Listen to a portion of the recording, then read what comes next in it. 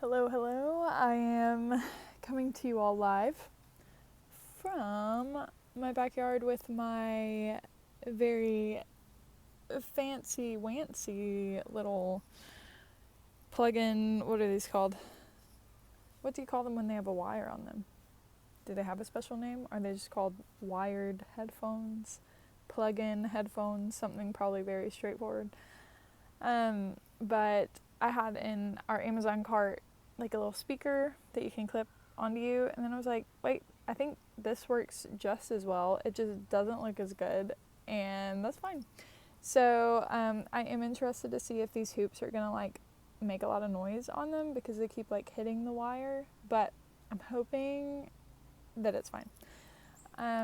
But yeah, I have been thinking a lot about fear. I've talked in other videos about it because I have struggled since like my very early memories. I've struggled just with very anxious thought patterns, anxious tendencies, just living in that like worrisome space in my life.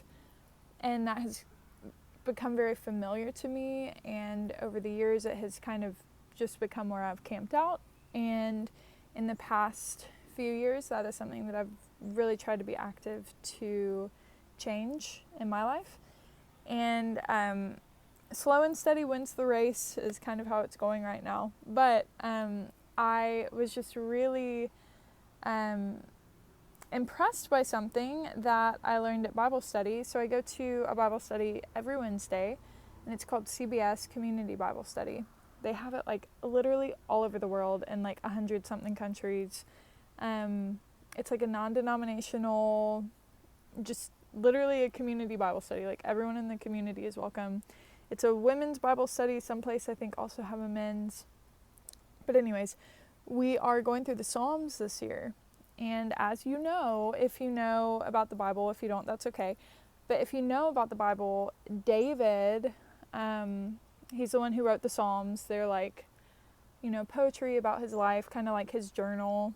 And it's not only David that writes it, there are other writers as well, but a lot of the Psalms are written by David.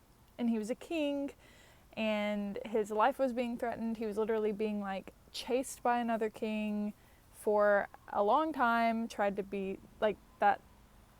It was King Saul. King Saul tried to kill him many times. He like commissioned other people to kill him. David's son was trying to kill him. It was like just a lot more than I've ever gone through. And so he's just like crying out to God in these Psalms. And last week we talked about creation, and I paused because I'm like, there are so many things that I'm not saying about Psalms that would probably be really good context. But if you just like Google the book of Psalms, then it'll give more context with all of this, because it's not all like David crying out. It's also like, you know, just singing praises to God, and just any emotion that you can think of that we have as human beings, it is written about in this book. And so a lady was mentioning, we went over creation last week, a lady mentioned, she said, whenever we are in fear or functioning, living out of fear, we don't have space for awe. And I was like, oh my word, that is like, I was like just mind blown. I was like, oh my word, that is, so what is the word that I'm trying to think of? Profound. Like, that's so profound. And it got me thinking about anxiety, because with anxiety, it makes you live in the back of your mind. The back of your head is your primal, your primal brain. It's your survival brain. It's whenever you feel like you're in danger or you are in danger, your brain starts just thinking out of this. And then you have your frontal cortex, which is your thinking brain. So in survival mode, you're not able to bring anything to the front and actually like think through and process through anything. You're just kind of camping back here and living back here. Which, again, that's how I've lived for most of my life. So this lady saying this, I was like, oh my word. Like, I have been living here and camping here, and especially over the last few years I've been doing this, and I have felt very disconnected from God and disconnected from nature. And her saying that, I was like, it like all clicked. I was like, I can't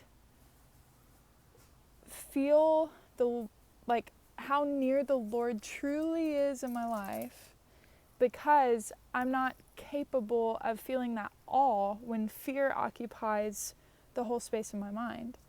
And so in this study last week over Psalms, it was talking about how, like, we can praise God no matter what circumstance we're facing. We can, like, rest in God's promises, rest in God's truth, and that is what allows us to function in that right relationship with Him.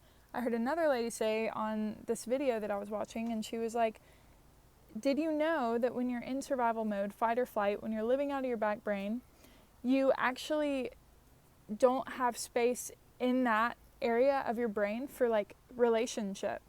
It's, like, not a space that you can like, develop intimacy and maintain healthy, like, a healthy view, a healthy idea of what a relationship truly is. And whenever we're living out of that primal brain, our relationships actually suffer because connection is not able to be made because there's no space for, like, trust or love or, you know, just all these different things. It's just that very primal understanding of life. And again, I think, you know, that's a really great thing that God has created for us for, like, whenever we are in danger and we need to flee a situation, but it cannot be maintained throughout our life. And so I think, you know, some of the practices that I've been doing just over the last week or two has been, like, deep breathing, breath prayer, and it's something that I'll speak of more, but just, like, breathe in, God, you are good. Breathe out, and you keep me safe. God, I know that you are faithful and you provide all that I need. So it's just, like, really short prayers. It's helped a lot with motherhood, but I'll make another video about that. And the second thing is just combating the lies with truth and remembering who God truly is, remembering that I am safe in His arms. He